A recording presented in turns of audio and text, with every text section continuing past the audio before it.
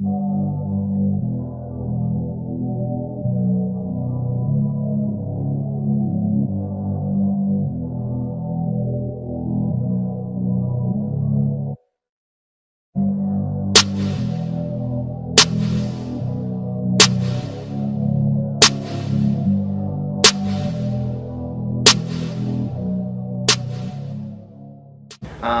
I started jiu-jitsu in the Gracie Barra Macaé, okay, fiada de Januário. He a black belt under Master Carlos Gracie Jr. I started training there, and when I was a brown belt 2010, he sent me to the United States, okay, to train at the headquarters in the United States. That's where we started getting more close to the jiu-jitsu in the United States, getting more involved. You see the difference between jiu-jitsu here in the United States and jiu-jitsu in Brazil.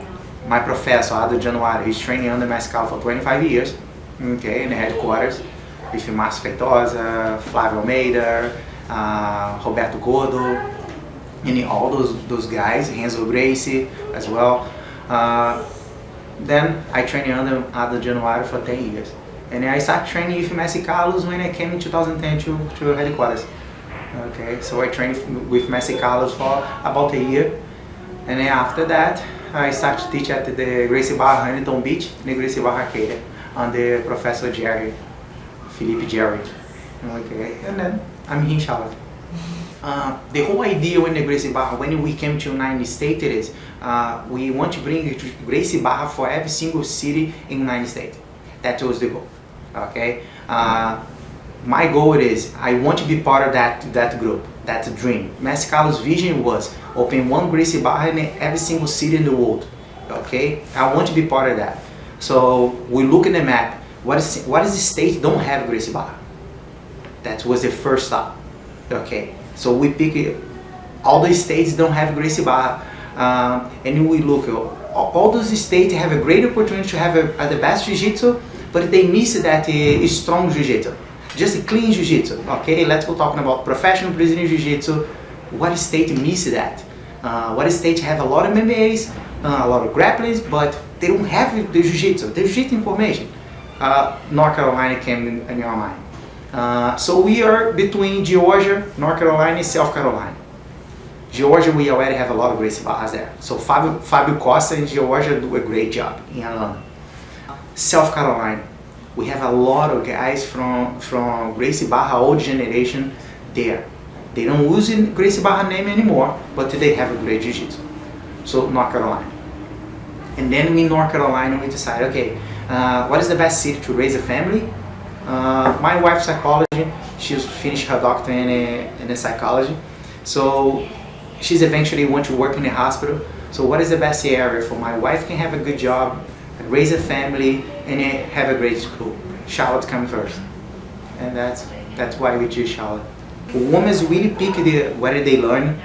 They don't want to learn just because they want to learn. They want to know the reason they learn, what is that's gonna benefit, okay, and they have to be perfect. A man, we can escape. If you teach a bad technique, they might understand. A woman, not. If it's a bad, they're gonna tell in your face. That's a big challenge. So, the first thing was the challenge was understand that. If you understand how to teach a woman, then we're able to divide that. Women cannot start jiu-jitsu in the same group class. Okay, just if that woman not so embarrassed, they want to jump in the class, they're gonna jump in the class. Okay, so what is the Gracie Barra thought? Let's go create a special class just for women, so that way they can feel comfortable. Okay, let's go train jiu-jitsu because they want to look clean. They want to use the rash guard under the uniform. When they look at men and no rash guard sweating, they know, calm down. I'm not gonna do that type of thing. So when they go for the women's class, everybody use a rash guard. Everybody have a professional impression, professional image. So because they're gonna look, they're gonna see a clean uniform. Okay, let's go train. Then they start to train, they start to understand, then they be more interested. Because right now, when you have that point, when they just have a class for a woman, they have a better understanding about jiu-jitsu, then they, okay, I can go for the normal class. I can train jiu-jitsu with the other guys, and they're gonna respect me as well because I'm part of the team. Okay, and once that happening, They all go in the both class. All the women I have in the school, they don't train only in the women's class, but the women's class is different.